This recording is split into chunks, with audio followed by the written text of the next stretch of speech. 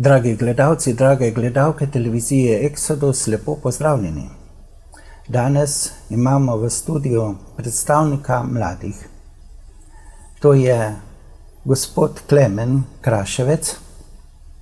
Lep pozdrav. In pa gospodična Petra Vinčec. Dober dan. Ona dva nama bosta povedala o stični mladih, ki se odvija vsako leto. Vsako leto pridejo mladi v stično. In kaj počnejo tam, mladi v stični? Predvsem doživijo dotik Boga. To je naša želja in želja, da vsakemu prostovoljcu oziroma vsakemu udeležencu stične omogočimo to, da se ga Bog dotakne in da ga povabi na pot, ki pelje v nebesa. Se pravi, je predvsem na osebni ravni. Ja, mogoče cilj je osebna raven, ampak kot vemo, stična po svoji velikosti, lani smo imeli udeležencev več kot 5000, pa v bistvu hkrati predstavlja tudi eno veliko skupnost. Torej, da je to v bistvu tudi dan praznovanja vse slovenske katoliške mladine in tudi širše, tako da se v bistvu mladi lahko iz cele Slovenije srečajo, poveselijo, podružijo, spletejo nova prijateljstva. Ampak vseeno kot ustvarjalci stične pa si želimo, da je to priložnost za vsakega mladega, da spozna Boga na nek nov način, da je stična ena iskrica, ena spodbuda, ki ga lahko vname, da potem začne novo pot. Ali pa to pot, ki jo že hodi mogoče za Kristusom, poživi, torej da doživi en tak nov impuls spodbude, da spet mogoče poprime po Svetem pismu, da se odloči za redno dnevno molitev, če je bila ta mogoče do sedaj nekoliko nestanovitna. Tako, da je res en cilj, da vsak mlad človek naredi eno duhovno spremembo. To je zelo zanimivo. O tem se bomo še pogovarjali. Jaz bi vaju povabil, da se kar predstavite, odkot prihajate, s katerih župnij, kako ste srečala katoliško mladino. To, če lahko. Ja, kot že rečeno, sem Klemen, drugače prihajam iz Notranjske, iz občine Bloke. Narečje sem nekoliko izgubil zaradi šolanja tudi v Ljubljani. Vseeno, ko se vrnem domov na Bloke, zelo rad posežem po svoji bloščini, ampak se bom za tale intervju vzdržal svojega bloškega naglasa, mogoče malo težje razumljiv. Tako da ja, se tudi zelo rad... Kaj študirate? Študiram kemijsko inženirstvo, trenutno zaključujem dodiplomski študij. Sem pa trenutno tudi že zaposlen na katoliški mladini. Je pa tako, moje srečanje s katoliško mladino je bil ena taka dolga pot, predvsem enih naključij, ali pa bom bolj točno rekel delovanje Svetega Duha. Nekako tudi že v župniji sem bil zelo aktiven v mladinski pastorali, tako najprej kot animator, pa potem v oratorijskega voditelja, potem sem tudi prevzel vodenje mladinske skupine. In vse to nekako je pred mene postavljajo tudi stiki z animatorji in udeleženci na mladinski skupini, so nekako pred mene postavljali določene vprašanja o verskih resnicah, o torej nekih teoloških resnicah, na katere dostikrat nisem imel odgovora.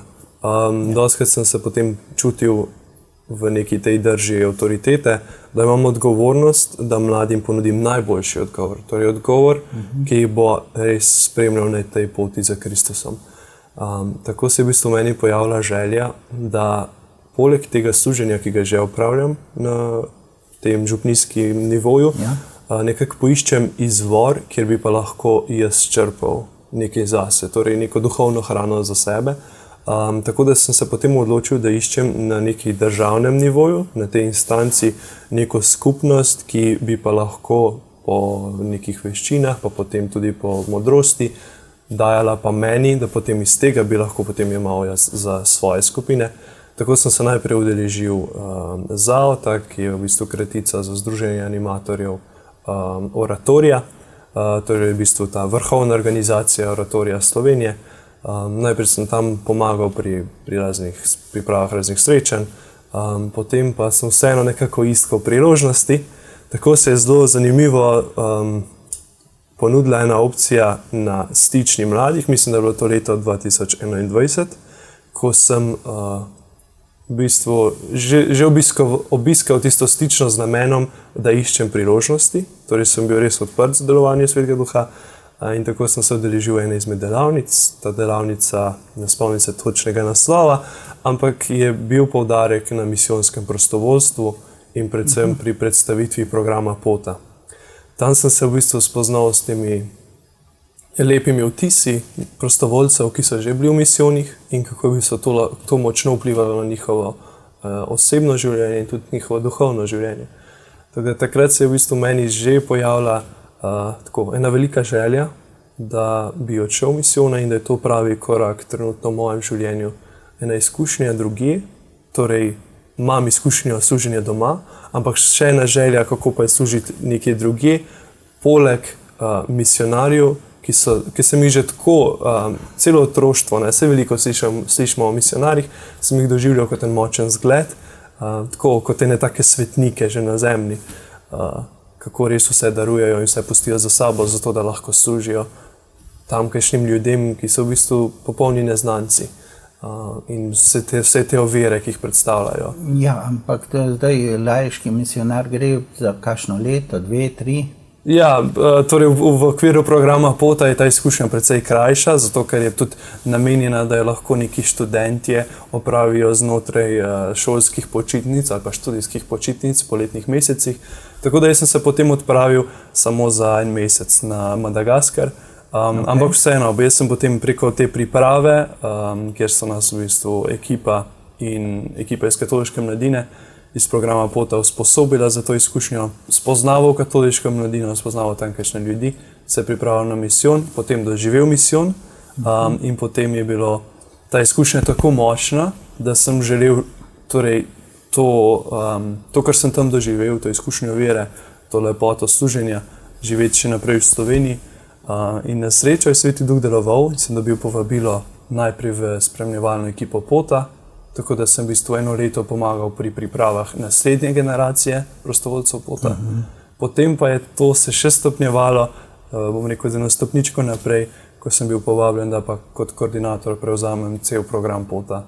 Torej skrbim za koordiniranje med misionarji, med prostovoljci, organizacijo pripravljalnih dni, organizacijo misijonov, torej vso to dogovarjanje. Sem bil tega zelo počaščen, vesel, sem tudi zelo duhovno rastel in tudi osebno. Potem pa se je v preteklem letu nekako ta zgodba še dopolnila, ko sem dobil povabilo, da prevzamem še koordiniranje Stične mladih. Pri Stični sem sicer prej že sodeloval 2 leti kot prostovolec, tako da sem jo poznal sem tudi ožji tim, kako deluje, kakšni so procesi. Ampak ja, bil sem na nek način presenečen, ampak zelo hvaležen za izraženo zaupanje, da sem sposoben prevzeti tako funkcijo. Sedaj pa, ko leto teče, ko se pripravljamo na novo Stično, je polno izzivov, ampak tudi polno priložnosti za rast. In to je se nekako tako pripeljalo do moje zaposlitve na katoliški mladini.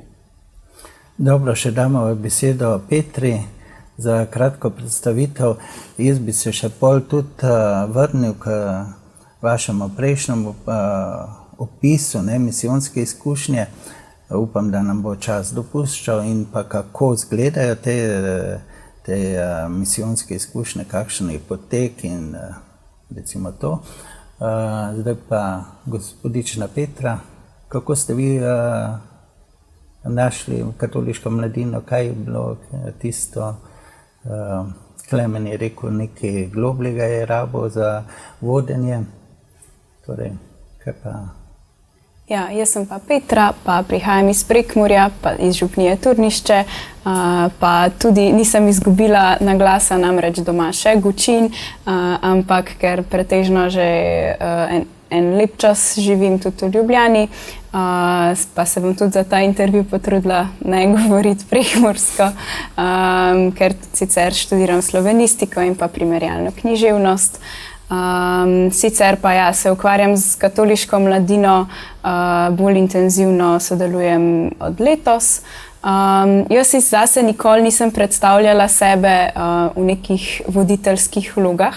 Vedno rečem, da sem kakšne stvari bolj kot ne zrasla. Je pa tako, da včasih težko rečem tudi ne, oziroma če lepše povem, pogumno odgovorim tudi na Božji klic, na delovanje Svetega Duha in sem potem tudi, ko gledam za nazaj, zato vedno vesela, kam me je Bog pripeljal. Najprej sem začela se ukvarjati bolj aktivno biti v mladinski pastorali kot voditeljica oratorija. Sem tudi bivša dijakinja gimnazije Želimlje in sem tudi iz te salezijanske karizme lahko veliko črpala in se potem kot študentka tudi pridružila Združenju animatorjev oratorija, kjer še zdaj sodelujem. Potem pa ja, tudi v domačem okolju v Škofiji že vrsto let deluje Škofijski odbor za mladino Murska Sobota, katerega voditeljica sem postala lansko leto. In mi tudi veliko zagona daje to delo skupaj z mladimi, ker delujemo kot ekipa, ki pripravlja dogodke za mlade skozi celo leto. In potem v bistvu v sklopu tega sem začela tudi sodelovati s katoliško mladino v Ljubljani, najprej skozi to, da smo se skupaj odpravili letos na romanje na Mladi fest v Medžugorju, na ta mednarodni festival za mlade. Potem pa nekje marca me je Klemen povabil v vodstven tim Stične mladih, kar me je tudi presenetilo, ker mi je bila Stična od vedno tako en fenomenalen, velik slovenski festival. Meni se zdi, da je ena od funkcij Stične tudi to, da je stičišče, stična točka mladih, kjer se mladi srečajo in da jih tudi to, koliko mladih katoličanov se v Stični nabere na ta en dan, da nas to tudi opogumlja, da se zavedamo, da v veri nismo sami. Tudi ta občestvenost se mi zdi res močan vidik Stične, ki je tudi mene kot udeleženko Stične vedno navdušil. Lahko preidem na vprašanje, kdaj se začne Stična, kakšne so, če za gledalce samo povesta. Ja, torej nekaj ključnih informacij za gledalce je res, da se Stična začne 20. septembra, tako da je nujno, da si ta datum rezervirajo, da je to res sobota, 3. sobota v septembru je namenjena temu stičišču, ki ga je tudi Petra omenila, vseh mladih slovenskih katoličanov. Potem opcije, kako obiščejo Stične, so pa zelo različne, torej spodbujamo, da se ali priključijo našemu prevozu, ki je organiziran preko vlaka iz Ljubljane, torej pobira bo ob vseh rednih postajah do Ivančne Gorice. Potem župnije oziroma dekanije navadno organizirajo avtobuse, tiste, ki jih ne, jih navadno spodbudimo, da se potrudijo, da res iz vseh dekanij pokrijemo nekako avtobusni prevoz, tako imajo mladi res možnost, da se udeležijo. Je pa tudi možen osebni prevoz, torej prihod z avtomobilom, tako da če bi kateri izmed udeležencev želel bolj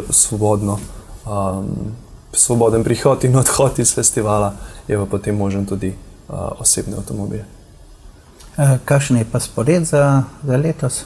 Letos imamo nekako podoben spored kot lani. Se mi zdi, da je trenutno ta sistem kar odgovarja, tako da začnemo ob 11. ko se začne vodni program, potem imamo skupaj Sveto mašo kot en tak vrhunec festivala, potem nadaljujemo pa zelo raznovrstnim programom, ki ga Stična ponuja, torej od delavnic do različnih oblik molitve v cerkvi, do dogajanja na uličnem programu, potem imamo športni turnir v nogometu, odbojki, letos tudi novost v košarki, tako da spodbujamo tudi vse nadobudneže, ki obožujejo košarko, da se prijavijo na turnir, tako da je v bistvu opcij zelo veliko. Potem nekako festival zaključimo pa z večernim koncertom, ki je ena taka oblika slavljenja, ena priložnost, da pridemo skupaj pojemo Gospodu, hkrati pa poleg tega se trudimo, da posredujemo tudi vsebino Stične, torej res ključne poudarke, nagovore, da mladi doživijo tudi preko glasbe, preko igre, preko vsega, kar se dogaja na odru, da je Bog tukaj prisoten in da kljub temu, da nas je veliko, da pazi na vsakega izmed nas. Se pravi, nekje do 20-30 se pa potem festival konča, potem pa vse udeležence nekako vljudno povabimo in pospremimo do izhoda, kjer se potem razvrščeni avtobusi, udeleženci lepo poskačejo na avtobuse oziroma gredo do vlaka v Ivančni Gorici in potem je tako nekako se zaključi dan. Za prostovoljce pa potem še pospravljanje in delo ja. Ampak tudi praznovanje in eno veliko veselje za uspešnim dnem. Letos tudi zelo spodbujamo za zgoden nakup vstopnic. Zaenkrat jih lahko še dobite po nižji ceni, 12 € na udeleženca, tako da tudi spodbujamo organizatorje skupnih odhodov na stično mladih, organizatorje avtobusov, da se odločijo za nakup vstopnic prej, zato so tudi cenejše, da imamo s tem tudi mi lažjo tako logistiko in organizacijo celotnega festivala in pa tudi tako, da spodbujamo čez leto že mlade, da so tudi oni skupaj z nami navdušeni nad stično.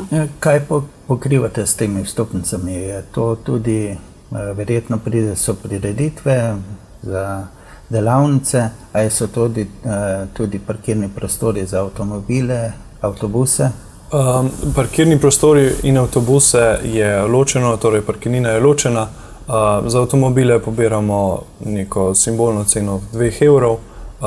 Ves ta prispevek gre v bistvu lokalnim gasilcem, torej prostovoljnemu gasilskemu društvu Stična. Mislim, da za avtobuse smo nekako dorekli 7 €, ponovno gre ta prispevek za lokalno prostovoljno gasilsko društvo. Oni nam v bistvu tudi priskočijo vsako leto na pomoč z urejanjem prometa, tudi z gasilsko varnostjo, oziroma požarno varnostjo. Tako da gre tukaj za eno vzajemno sodelovanje, da ima Stična poleg vpliva na vse udeležence tudi en tak pozitiven vpliv na lokalno prebivalstvo, ker se moramo zavedati, da tisti dan je v Stični zelo živahno in potem ima to gotovo vpliv na lokalne prebivalce in želimo si, da bi bila tudi za njih to ena pozitivna izkušnja, da nas bi vsako leto, tako kot zdaj, sprejeli z odprtimi rokami, da bi bili dobrodošli, da bi imeli ene lepe odnose. Ker to je tudi število prebivalcev se poveča ne samo za 10-krat, ne. Tako je, ja. Mogoče 100-krat. 100-krat, ja, ja, verjetno, če množimo 100. Tako da, ja, pol se kar napolni mesto, no. Pa tudi bom rekel, da na trenutke smo glasni, torej je res festival in koncert in tako da se mi zdi, da je prav, da dobro komuniciramo z prebivalci. Se pravi, tisti, ki še nikoli ni bil v Stični, je tudi glasba tam? Tako, ja, glasbe je veliko, kdor poje dvakrat moli, pravijo, tako da se držimo tudi tega reka. Imamo nekako ločen program, saj mogoče bi tukaj Petro povabil, ki je nekako vodja te vsebine, da nam malo več pove. Ja, zdaj iz glasba se začne že v bistvu odvijati pri začetni sveti maši. Letos za petje skrbi zbor MPP in pa godalni sestav jih glasbeno spremlja. Potem po sveti maši, ko se začne ta festivalski program. Kdaj je sveta maša? Začne se ob 12. je začetek svete maše. Potem, ko se pa začne nekje ob 1:30 odvijati ta festivalski program, delavnic, športnega turnirja, programa v cerkvi, je en del tega festivalskega programa tudi glasbeni oder, na katerem pa so potem nastopi izvajalcev bolj popularne glasbe. Letos bodo to skupina Plato in pa potem strastni muzikanti in pa DJ Matic.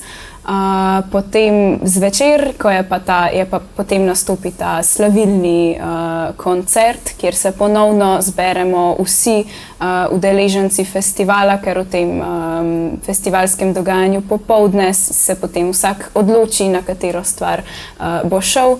Tle se res trudimo, da vsak udeleženec najde nekaj zase pri Stični, in se mi zdi, da je res nabor pester od duhovne ponudbe do druženja, zabavnega programa, tako da res lahko odideš napolnjen iz Stične, tako duhovno, kakor čist z tega vidika druženja z mladimi.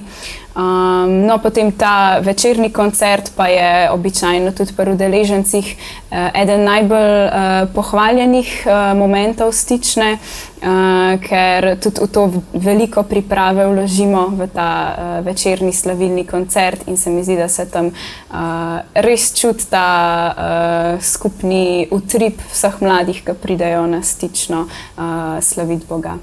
Kdaj ste prvič bili v Stični? Zame mislim, da je bilo to leta 2018, 2019, potem pa kar zvesto vsako leto. Ok.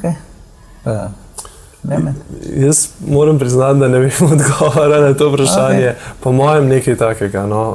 18-19, mogoče bi mogel preveriti, katero majico imam v garderobi, ker vsako leto Stična ima neko, bom rekel, kako bi temu rekli, originalno, glavno majico festivala, ki jo potem udeleženci radi izbiramo kot nek tak suvenir Stične. Tako da imaš potem celo kolekcijo različnih majic za vsako leto. Jaz mislim, da nekaj, 2018, nekaj takega. No. Pa tudi za kakšne posebne priložnosti, ne? Tudi, za kakšen ja. piknik. Tudi. Doskrat smo jih pa ponudili tudi za kakšne oratorijske dni, ki so take zelo pisane navadno. In potem, da se animatorji uskladimo, imamo vsi rdečo majico, torej Stična 2016, potem tisto, tako da ja. Lani ste rekli, da je bilo okrog 5000? Ja, nekje 5400. Bo letos tudi tako? Si nadejamo, da bi bila ta številka še večja. Trudimo se z našim PR-jem, torej predvsem na socialnih omrežjih, spodbujamo mlade, nagovarjamo na zelo različne načine, da naj se udeležijo Stične mladih, da bo super, da bo tako kot že pretekla leta en zelo dober festival. Bomo pa videli na koncu, kakšno bo. Se pustimo presenetiti, pa tudi delovanju Svetega Duha, tako da pripravljamo pa vse, da bo dovolj za vse udeležence, ki si želijo na Stično. Imate predvideno tudi kakšnega posebnega gosta za to srečanje mladih? Ali je to v običaju, ali ni? Ali je prej že tudi bilo kakšen poseben gost? Zdaj, jaz sem gledal srečanje italijanske mladine, so imeli posebnega gosta, kardinala iz Jeruzalema. Tako je on govoril o perečih problemih na svetovnem sceni. Mogoče imate vi kaj podobnega? Ja, zdaj na Stični mladih je gostov kar veliko, ker recimo ta delavniški program pripravijo v bistvu zunanji izvajalci, ki jih mi povabimo. Potem mogoče v sklopu tega dva imenitnejša gosta, ki smo jo povabili letos. To sta Andrew Dalton in pa Patricia Sandoval. Brat Andrew Dalton je strokovnjak za Torinski prt. In bo imel v sklopu programa, ki se odvija v cerkvi, eno tako delavnico oziroma predavanje o tem, kdo je mož na Torinskem prtu. Brat Andrew trenutno poučuje na univerzi v Rimu in se res veselimo, da se je odzval na naše povabilo.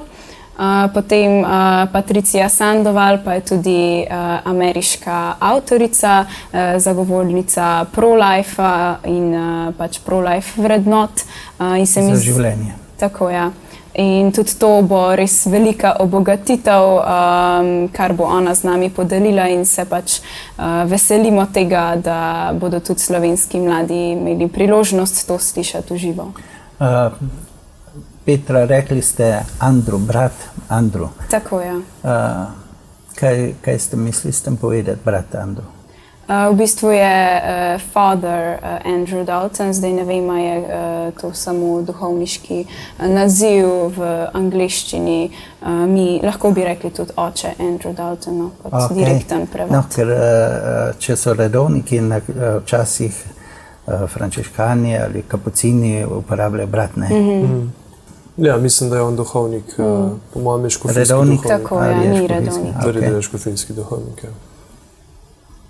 Smo pa, mogoče zanimivost, njega smo spoznali v Ameriki, ko smo bili s katoliško mladino na konferenci SIK.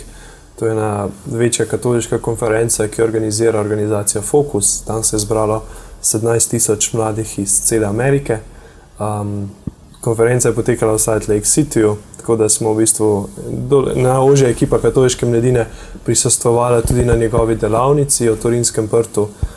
In nas je v bistvu že tam zelo navdušil, kako v bistvu pronicljivo pozna temo in tudi že sama tematika Torinski prt je zelo zanimiva, pa se mi zdi, da v slovenskem prostoru, še posebej med mladimi, zelo neznano, no, in je to verjetno ena odlična priložnost, da mlade seznanimo s tem, ja, bom rekel, zelo dobrim dokazom, da je... To je bilo srečanje mladih v Ameriki, ali kako? Tako je, ja. Torej, v bistvu organizacija Focus vsako leto organizira torej, konferenco SIK, torej, mogoče bi to slovenili, ne vem, nek iskanje, oziroma, ja, torej, zelo namerno, da je za vse mlade, ki iščejo odgovorov, torej, navadno organizirana samo za ameriške mlade.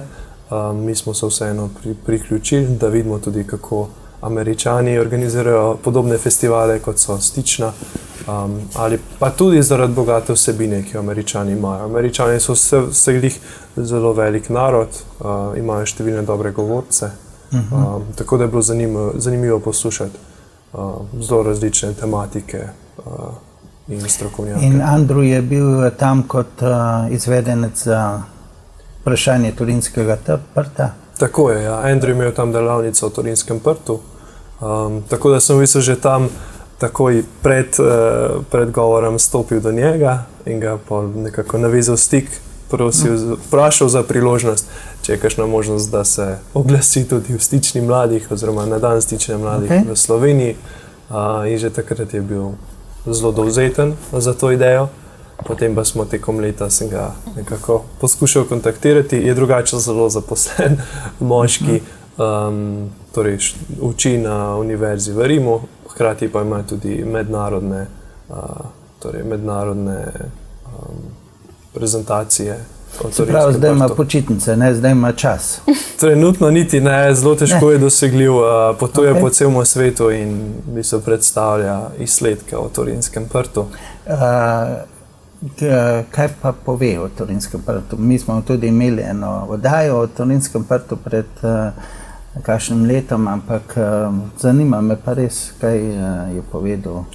Ja, meni se zdi, da pri njemu, oziroma tudi pri organizaciji, katero zastopa, je en dragocen del to, da ne torej poslušalcu oziroma gledalcu pušča lastno interpretacijo. Torej, jim pušča, da pridejo do zaključka sami.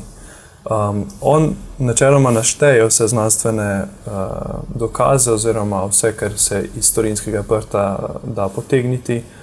Torej najprej gre preko zgodovine, kako je Torinski prt potoval, vse iz Jeruzalema, pa potem trenutno je v Italiji, kako so to potem družine eno med drugo torej nekako kupčovali, oziroma se je to šlo iz roke v roko. Ja, iz roke v roko. Vem, da je tudi na neki točki je ta prt bil poškodovan, ker je, mislim, da hiša, v kateri je bil, je gorela, tako da to je v bistvu na prtu še zdaj vidno. Pa je pa zelo zanimivo, torej analiza krvi, ki je na prtu, se v bistvu ujema številnimi krvmi, ki so bile narejene tudi na evharističnih čudežih. Potem zanimive so tudi dokazi o trnjevi kroni, da recimo trnjeva krona ni tako, kot jo imamo upodobljeno na razpeljih, torej da je bila samo tako spletena v neko krono, ampak je bila v bistvu narejena kot čelada, o tem priča Torinski prt. kar je v bistvu bolj logično. Nažalost ne. Ja, kar je v resnici bolj logično, kot da bi se vojaki trudili splesti v eno tako kroglo, venec. Tako. Potem pa zelo različno, tudi o žebljih, ki so prebodali dlani, da je v bistvu to ni res, da je žebelj šla tukaj skozi dlan, ker tukaj, če bi šel žebelj tukaj, ne bi zdržale kosti, v bistvu nekako zdrsane roke. Tako da ja, po eni strani mogoče je to težka tema, ker hkrati vseeno predstavlja nek najbolj surov način mučenja, ki si ga je človek izmislil v svoji zgodovini. Hkrati pa vseeno vsi ti dokazi pričajo o tem, da naša vera ni prazna, da to, kar je Jezus za nas pretrpel, za naše odrešenje, ni malenkostna stvar, da je mogel iti, ne zdaj pravimo, do pekla in nazaj, da nas to nekako spodbuja, da res stopimo za njim, da smo mu za to hvaležni in da se res v tej luči ljubezni, ki jo je on za nas naredil, ga posnemamo in tudi mi ljubimo druge in se trudimo hoditi po njegovem zgledu. Ja, zelo globoka tema, ne? Ja, zelo globoka, zdaj zato si pa nadejamo, da bodo udeleženci to tematiko sprejeli z odprtimi rokami. Mislim, da bo tudi zanimiva za številne duhovnike, tako da zagotovo smo veseli, da se je odzval pozitivno našemu vabilu. Še kakšna druga delavnica poleg te? To je ena delavnica, mislim, da ne? Tako je, to je ena delavnica. V bistvu smo Andrewa uvrstili v program, ki se odvija v cerkvi, z vidika, da mu res namenimo primeren prostor za temo, ki jo odpira, pa tudi, da je to prostor, ki lahko sprejme veliko udeležencev, ker si res želimo, da nagovori čim več mladih, ki pridejo na stično. Potem imamo pa delavnic v bistvu okoli 30. Poleg Andrewa, te so pa res raznovrstne. Od delavnice Studija Sipoš, Lucije Čakš, ki bo govorila o tem, kako napisati knjigo, do bolj poglobljenih tematik. Eno takih bo odprl tudi Jurij Pavel Emeršič o zgodovini Slovencev v 20. stoletju. Potem Martin Golob bo govoril o tem, kako biti kristjan v sodobni družbi. Gabriel Kavčič o vprašanju umetne oploditve. Potem bodo tudi kakšne študentske delavnice, eno takih bo imel recimo Blaž Franko. Res si želimo, da bi tudi v delavnicah nagovorili vse starostne skupine mladih, ki se udeležujejo stične, od osnovnošolcev z mogoče malo preprostejšimi delavnicami v smislu, da lahko razvijajo kakšen svoj talent, potem srednješolce in pa študente, pa predvsem želimo odgovarjati na vprašanja, ki jih zanimajo, na vprašanja, ki se jih sprašujejo v povezavi ali z osebno vero, vprašanja o cerkvi, na splošno, kako biti res mlad katolik v tem svetu. In se nam zdi, da lahko z delavnicami najboljše naslovimo vse to, kar mlade zanima. Ja, tako da bo zelo pestro in raznovrsten program, da si vsak izmed udeležencev lahko najde nekaj zase. Ja, ker želimo pa res nagovarjati mlade kot celoto, se pravi se ne omejiti z določenimi temami, ampak res poskrbeti, da vsak mlad se v tem najde, da lahko v čim več mladih vžgemo tisto iskrico, ki potem zaneti ta ogenj naprej. Ja, lepo, ne? Prej smo tudi omenili pri POTA, ta organizacija, recimo POTA, to je poslanstvo. Kako bi označili, kaj bi rekli mladim, kako bi jih nagovorili, priporočili misijonsko delo? Ali stična spodbuja k temu? Ja, zagotovo. Bom rekel, da k temu pripomore, da je nekako program POTA in festival Stična mladih skupaj pod krovno organizacijo katoliške mladine, tako da drug drugemu nekako pomagamo. Mogoče sedaj, ko sem tudi sam koordinator obeh projektov, hkrati nekako lažje oba vključujem. Tako bo tudi letos na Stični mladih delavnica o misijonskem prostovoljstvu, kjer bomo mogoče ne samo o programu Pota, ampak tudi na splošno mlade nagovorili, da poleg izkušnje služenja doma, torej preko oratorijev ali skautov ali kaj podobnega, kar je čudovito služenje, ampak hkrati, da si vseeno mogoče enkrat v življenju dovolijo izkušnjo služenja v tujini. Torej, ta izkušnja bo v resnici zelo podobna, kar se tiče pomoči, torej dajanja sebe na razpolago bližnjemu. Ampak bo pa nekaj ključnih sprememb in ena izmed teh, ki se mi zdi, da je tudi velika spodbuda za vse, ki se za to odločijo, je misionar. To so res ljudje, ki so čudovit zgled, kako živeti vero na pristen in živ način. Čudovit zgled, kako se podariti bližnjemu. Tako da dostikrat, jaz sem bil zdaj že kar na 3 misijonih in vedno, ko sem prišel nazaj, sem bil zelo ganjen od dela misionarjev. Kje pa? Torej, poleg Madagaskarja sem bil še v Jordaniji in pa Turčiji. Jordaniji je delo bolj vključevalo delo v sirotišnici, v Turčiji smo imeli bolj fizično delo pri patru Martinu Kmetsu, ki je tudi nadškof v Izmirju, naš Slovenec. Tako da je bilo zelo različno, no, ampak vsakim izmed misijonov se me je zelo dotaknil misionar. Vedno za slovenskimi misionarji? Ne, ni vedno tako. Kjer je opcija, si želimo sodelovanja s slovenskim misionarjem, ker je to bistveno lažje, tudi zaradi evropske ali pa slovenske mentalitete, tudi zaradi jezika je veliko lažje, če imamo nekega ambasadorja, nekega misionarja, ki je pripravljen sprejeti slovenske prostovoljce. Imamo pa tudi projekte, kjer imamo v bistvu tujega gostitelja, naprimer en zelo uspešen projekt je projekt v Keniji. Tam v bistvu sodelujemo z domačini in se kaže zelo rodovitno. No. Se pravi, to misijonsko delo poteka med počitnicami ali kako? Tako je. Misijonsko prostovoljstvo preko programa Pota načeloma traja celo leto ali pa pol leta, bomo rekli, zato da upoštevamo še pripravljalni del, torej nekje jeseni se odprejo prijave v novembru.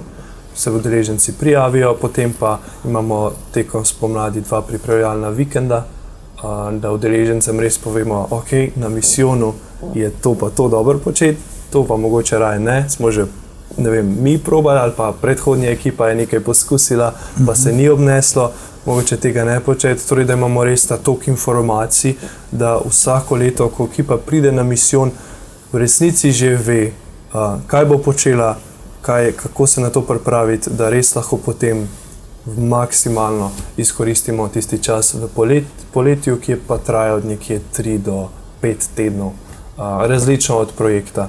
Torej, eni projekti trajajo dlje, eni malo manj, ampak nekje najkrajši je 3 tedne služenja in potem to si potem na lokaciji. Ja, kako pa gre za financiranje? Recimo za pot na Madagaskar, to je kar precejšen zalogaj.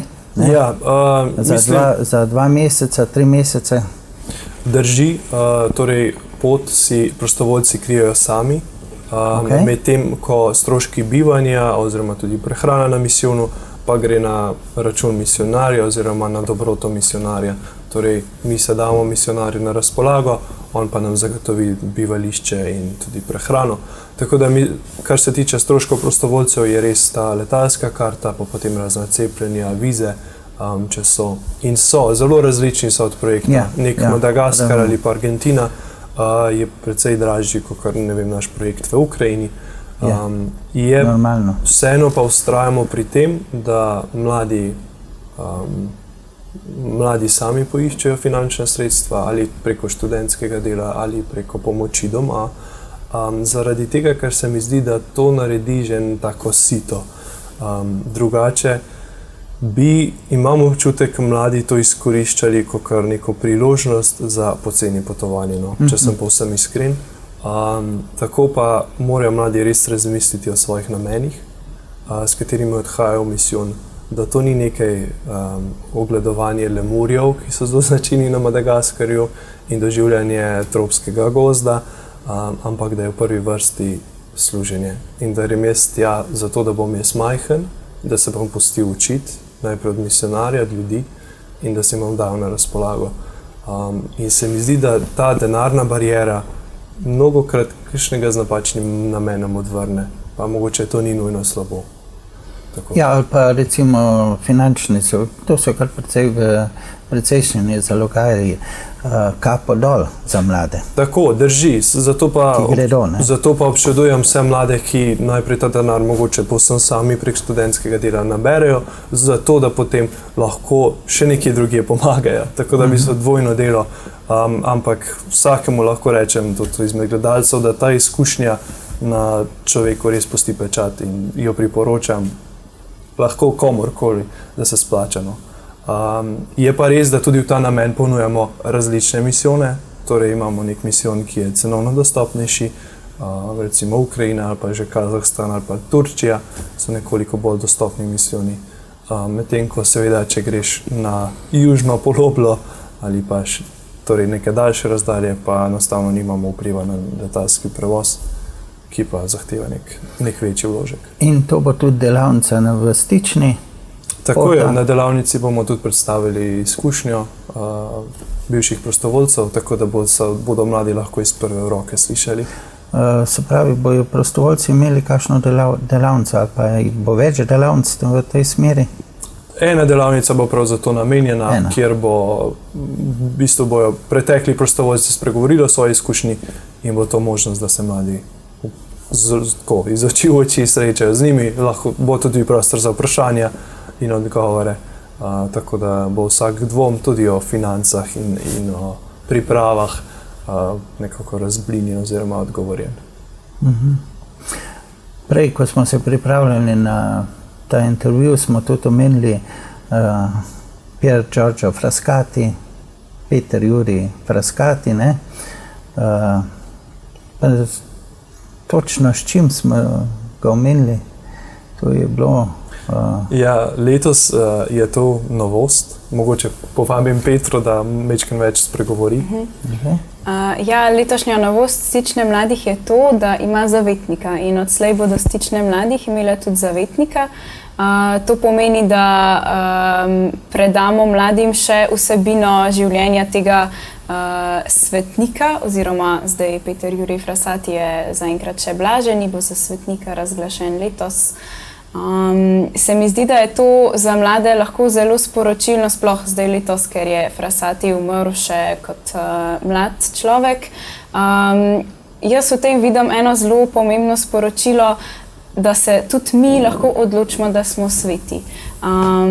Da si v vsakdanjih stvarih prizadevamo za to, da bi živeli sveto. Se pravi, kot svetniki, ki so bili največkrat čist preprosti ljudje in mi jih sicer vidimo kot, in se je prav, da jih vidimo tako, kot da so delali velike stvari, ampak da se mi zdi, da tudi zdaj letos Peter Jurij Frascati lahko mlade nagovarja ravno z neko preprosto, ampak pristno in pa globoko vero.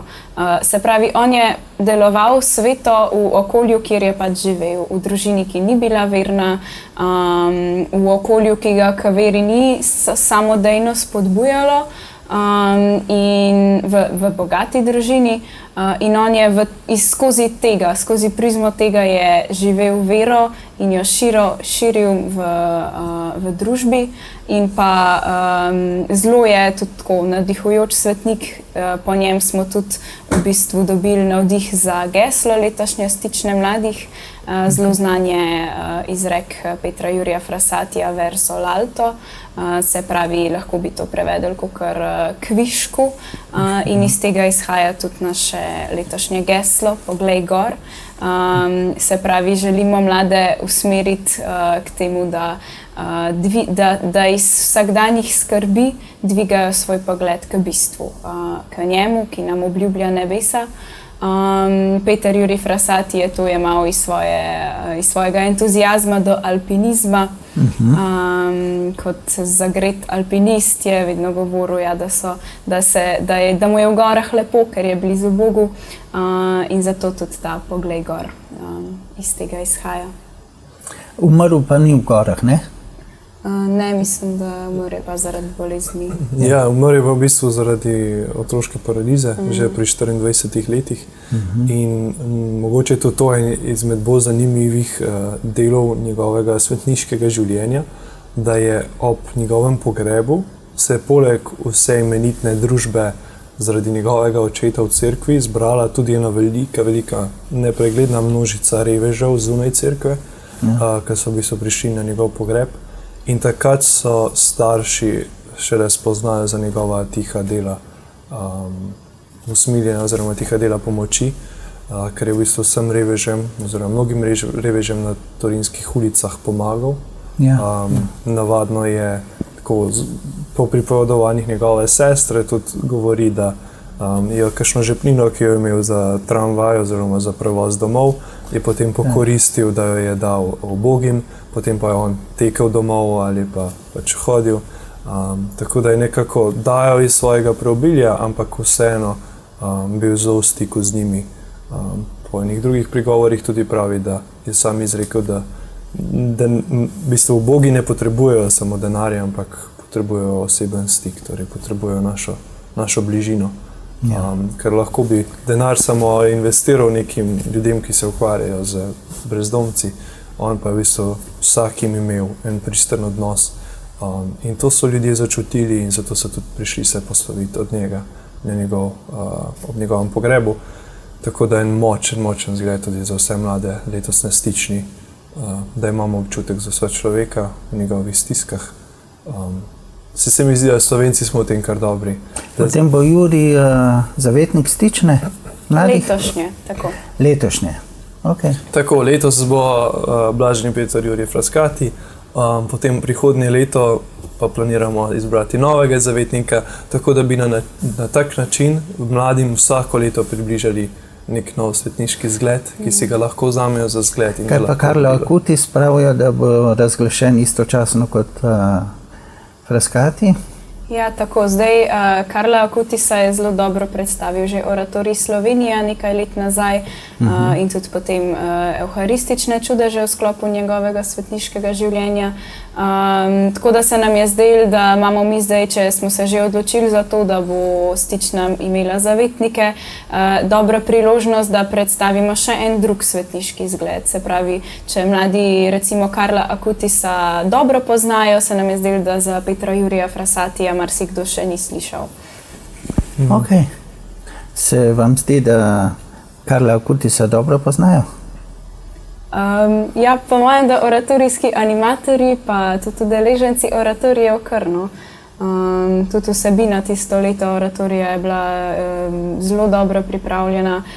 Pa spet je bil to en svetnik, ki je umrl mlad in je bil zato mladim še bližje. Se pravi, on kot računalniški genij, kot ga imenujejo, se pravi, kot nek novodobni svetnik. Zavetnik računalničarjev. Ja, tako. Zelo zanimiva moja izkušnja s Carlom Acutisom, je to zelo močna bila. Sem bil takrat tudi oratorijski voditelj, tako da sem nekako zelo ponotranil takratno temo. In v bistvu mi še dan danes ostaja en par izmed njegovih besed ali pa citatov. On je vedno, ko je prejel Jezusa v sveti Euharistiji, rekel, no, Jezus, ker razkomoti se, počuti se kot doma. Ena iz njegovih teh citatov je tudi, da Euharistija je avtocesta v nebesa. Tako da v bistvu zdaj vsakič, ko prejmem Jezusa, si v mislih rečem, evo Jezus, ker razkomoti se, počuti se kot doma.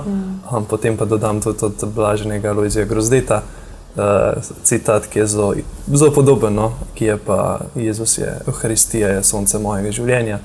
Tako da nekako sam sebi probamo zavestiti, da sem sprejel zdaj Jezusa in da sem za to zelo hvaležen, da mi je bilo to omogočeno. Ja, izredno lepo pričevanje. Tako da ja, ostaja nekako z mano. Letos, kot rečeno, smo se pa vseeno odločili za blaženega Petra Jurija Frascatija. Tudi zaradi tega, ker je naš nekako snovalni proces, ki je vodil do letošnje tematike stične, peljal preko tega, da smo mlade nekako vprašali, kaj jim pa jemlje upanje, torej kje doživljajo te stiske. In so spregovorili, da največkrat stiske čutijo v šoli, torej nekako ta izobraževalne ustanove, ne vejo, kakšna bo prihodnost, kakšna bo možnost zaposlitve. Potem drugi sklop je bil nekako odnosi, torej odnosi med fantom in dekletom, pa odnosi staršev, torej vse te ranjenosti, disfunkcionalne družine.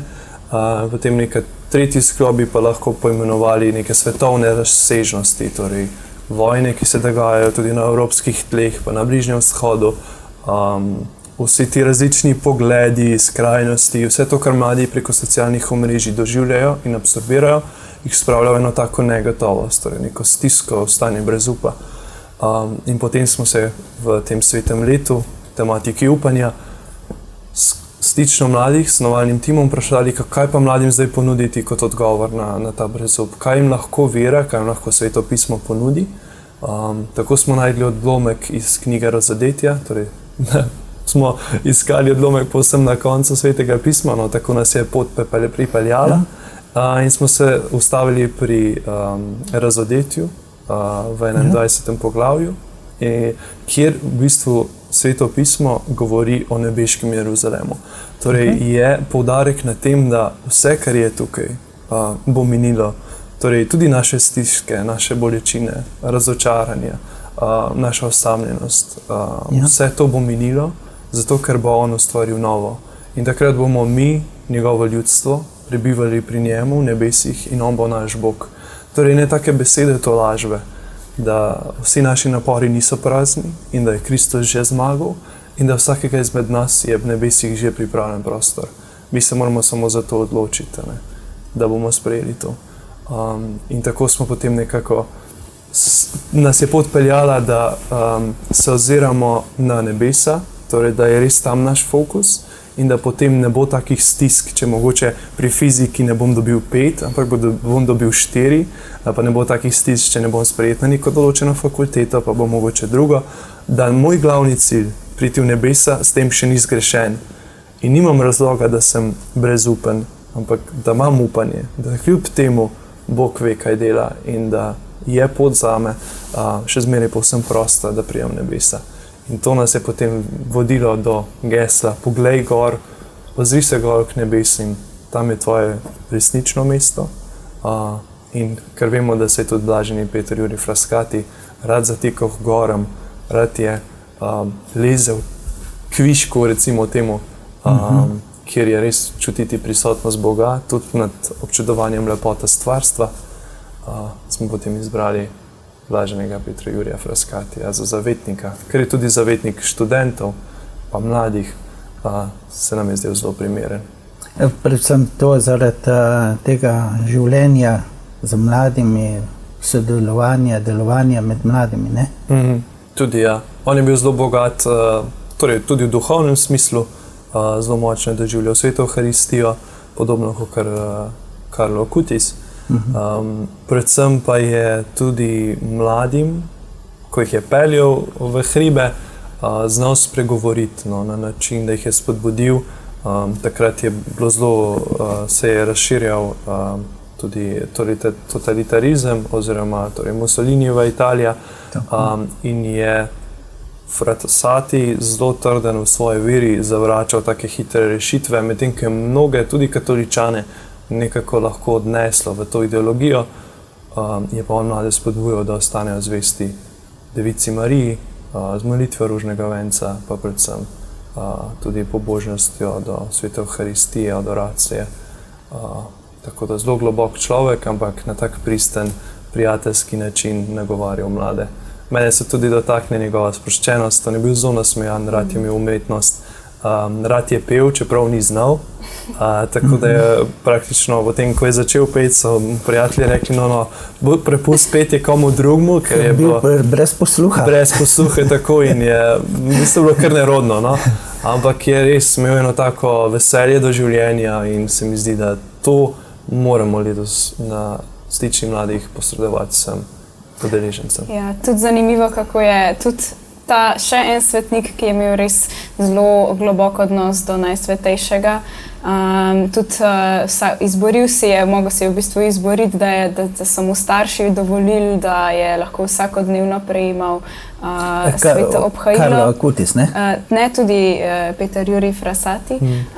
Namreč in potem je bila mama čisto zaskrbljena, ko se je pogovarjala s tem duhovnikom, da ne bo on postal slučajno kakšen verski fanatik, in je potem odgovoril, da ne, da je videl že veliko verskih fanatikov in da niso imeli tega, kar ima Peter Jurij Frassati, in je vprašala, kaj pa pol ima on tazga, in je rekla, da in je rekel, da je to radost, da je to res ena taka pristna vera in tudi to, kar je Klemen omenil, kako je on mlade, tudi svoje prijatelje nagovarjal, je tudi z meni tako zelo zanimivo, recimo, so čistko, ko so stavili za eno stvar, so drugi so stavili za denar, da bodo dobili, on je pa stavil, gledaj, če te premagam, pol greš z mano zvečer k adoraciji, in je zmagal in je rekel, da ne rabi on dobiti denarja, da si on raje pridobi prijatelja za celo večnost s tem, da ga pelje k adoraciji, in to se mi zdi,